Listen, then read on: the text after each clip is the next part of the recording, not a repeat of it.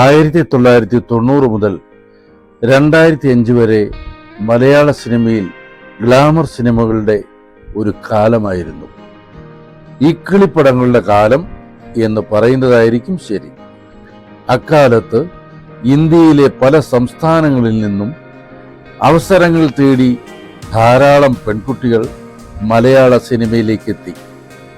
അവരിൽ പ്രശസ്തരായ 2 പേരാണ് ഷക്കീലയും രേഷ്മയും. ഇവർ പ്രതീക്ഷിച്ച വേഷങ്ങളായിരുന്നില്ല അവർക്ക് ലഭിച്ചത്. പകരം ഗ്ലാമർ വേഷങ്ങൾ സ്വീകരിക്കേണ്ടി വന്നു. സാമ്പത്തിക ഗതികേടും ജീവിത സാഹചര്യങ്ങളും അവസരങ്ങളുടെ കുറവും അവരെ തുണിയഴിക്കാൻ നിർബന്ധിതരാക്കി. കാമാസക്തരായ കാണികൾ ഉണർന്നു. തിയേറ്ററുകൾ അങ്ങനെ നിറഞ്ഞു. ഇതിൽ സിൽക്ക് സ്മിത ഐറ്റം ഡാൻസ് നടിയിൽ നിന്നും കുറച്ചുകൂടി നല്ല വേഷങ്ങൾ ലഭിച്ച് താരപദവിയിലെത്തി. ഗ്ലാമർ സിനിമകളിൽ കിന്നാരത്തുമ്പികൾ എന്ന ചിത്രം വൻ ഹിറ്റായി മാറി. യൗവനം മുതൽ വാർദ്ധക്യം വരെ തിയേറ്ററുകളിൽ വീണ്ടും എത്തി നായികമാരെ കാണാൻ, തങ്ങളുടെ സ്വപ്നങ്ങൾ പൂവണിയിക്കാൻ.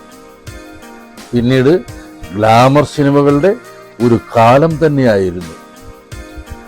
ഷക്കീലയ്ക്ക് വേണ്ടി ജീവൻ കളയാൻ പോലും തയ്യാറായിരുന്നു ആ കാലത്തെ ഒരു വിഭാഗം പ്രേക്ഷകർ.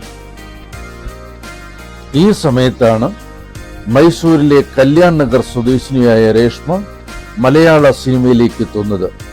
കാണാൻ അതിസുന്ദരിയും അഭിനയശേഷിയും ഉണ്ടായിരുന്നിട്ടും ഗ്ലാമർ വേഷങ്ങളിൽ അവർ പെട്ടുപോവുകയായിരുന്നു. 2000 പുറത്തിറങ്ങിയ മയൂരി എന്ന ചിത്രത്തിലൂടെ രേഷ്മ മലയാള സിനിമയിൽ ശ്രദ്ധ നേടി. സംവിധായകൻ A.T. ജോയി അവർക്ക് കൂടുതൽ അവസരങ്ങൾ നൽകി. കൗമാരം, ലൗലി എന്നീ സിനിമകളിലൂടെ രേഷ്മ മുൻനിര നായികയായി മാറി.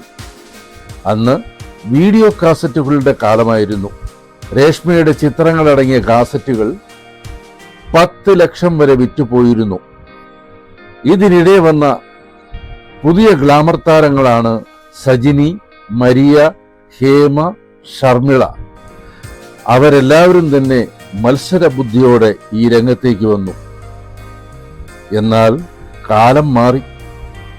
ഒപ്പം സിനിമയും. കൊമേഴ്സ്യൽ സിനിമകളിലെ നായികമാരും ഗ്ലാമർ വേഷങ്ങൾ ചെയ്യാൻ തുടങ്ങി. ഇന്റർനെറ്റ് എത്തിയതോടെ ആവശ്യമുള്ളത് എന്തും ലഭിക്കുന്ന അവസ്ഥയായി. ഇതോടെ ഇക്കിളിപ്പടങ്ങൾ മെല്ലെ ഇല്ലാതാവുകയാണ് ഉണ്ടായത്. രേഷ്മയെപ്പോലുള്ള നടികൾ സാമ്പത്തികമായി തകർന്നു.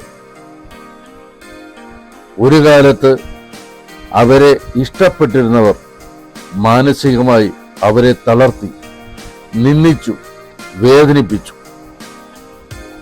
നിവൃത്തികേടിൽ അവർ വലിയൊരു മാഫിയയുടെ കയ്യിൽ അകപ്പെട്ടു. 2007 പോലീസ് വേട്ടയിൽ അവരുടെ ജീവിതം ഒരു വാർത്തയായി.